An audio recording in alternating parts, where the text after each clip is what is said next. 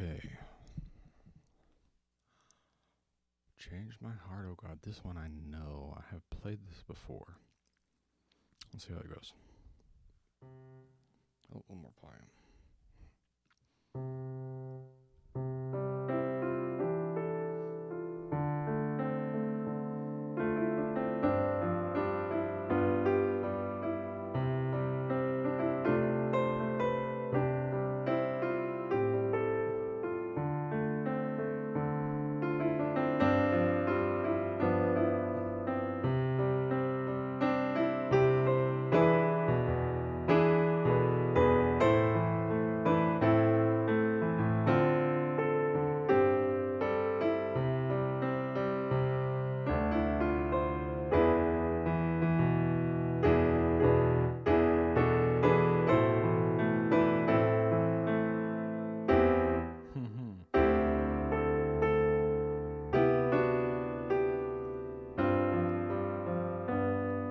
So, yeah, lots wrong there. The biggest issue is jumping.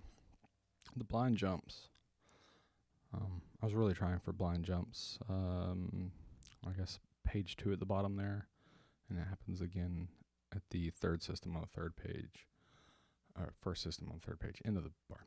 Yeah, those D's and C's. It's really useful to not look. Most of the other things I was making blind jumps fine. For some reason, those jumped out at me. It's easier for me to make blind jumps from, I guess, either chords or shells. But individual notes, I'll sometimes lose my place a little. I also messed up a couple of those triplets and some of the arpeggios. And it's a little slow. So let's give it another shot.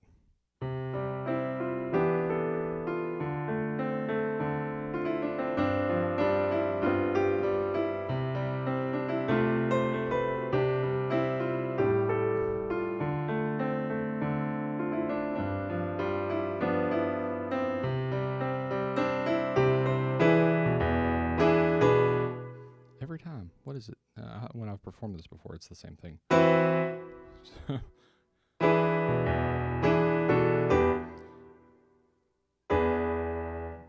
Okay. Starting on that E7.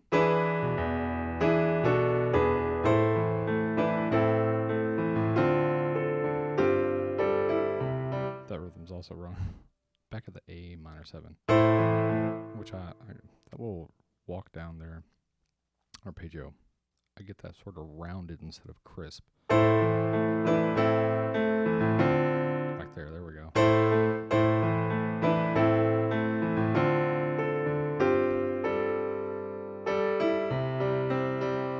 There's that jump. So for things like this, I try to use the topography of the keyboard.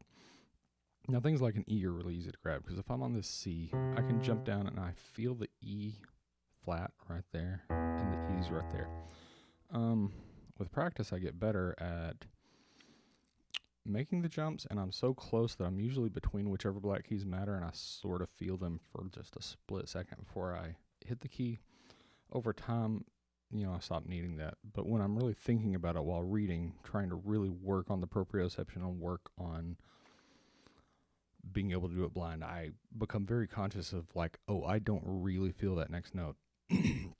So I'll, when I'm practicing well, I'll try to sort of stop time a little bit, variable reading tempo, and really think and feel out where is that before I strike. So I'll start on that C. And I got it that time.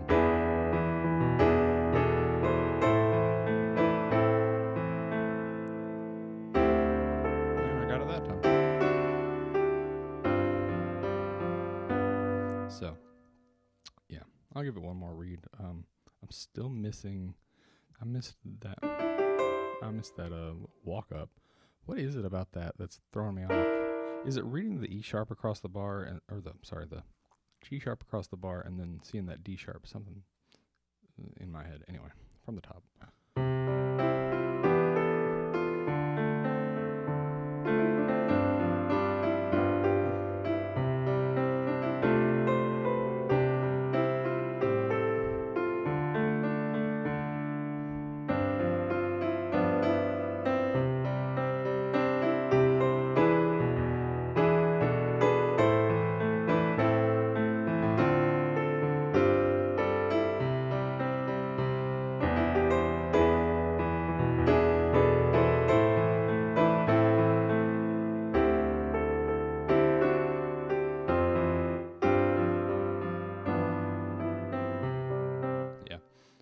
the same things that I kept messing up, So that's one of those things, obviously I take that out and really practice thinking through that.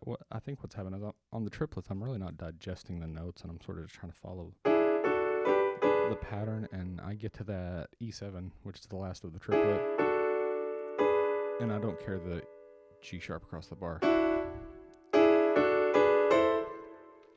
So that's more of like harmonic analysis and being aware of what's happening in that bar functionally. I'm essentially, the whole bar functions as a 5 chord. And it just has that little walk in the middle. But I just need to remember I'm still ending on that 5 chord. It's the 5 of the 6 there. And then that other jump, it's sevenths.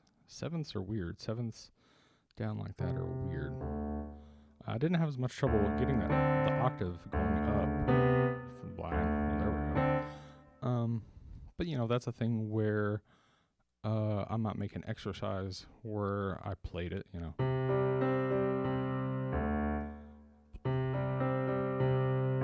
do it a couple of times blind. That's also a thing that would be useful to go around the circle of fourths or fifths and do the same thing.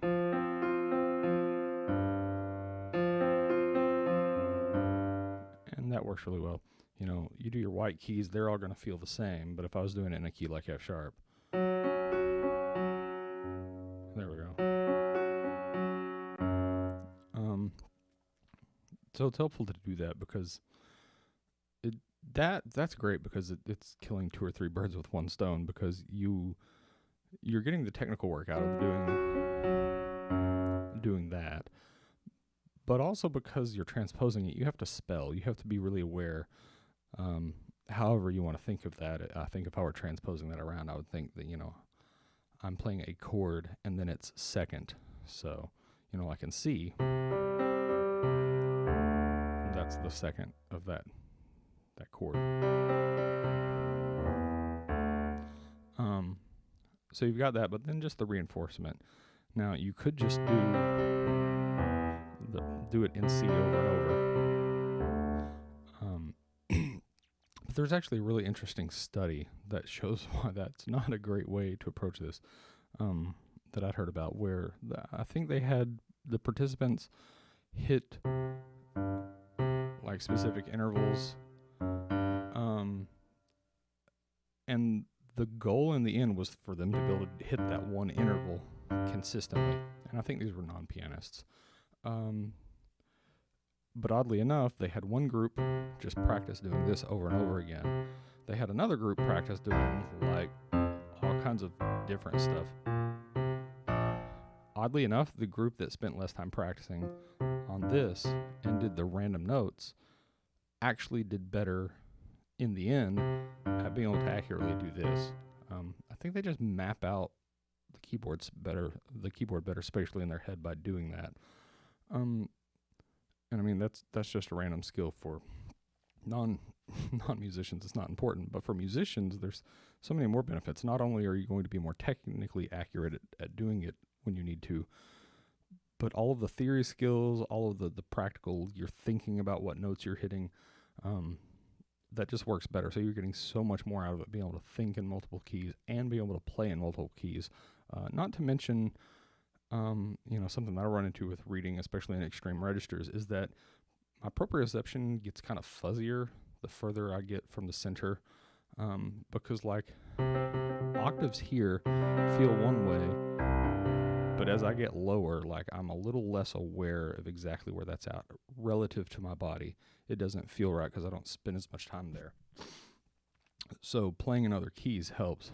I'll notice they'll be able to play an exercise like, I don't know, if I was doing these chord exercise, and if I move into other keys, even if it's an all white key, suddenly that's weird because it's just shifted a fifth over. And it's amazing how much your proprioception plays with your spatial awareness, in almost a negative way, because you get this proprioception of where it is directly related to your body, in one key.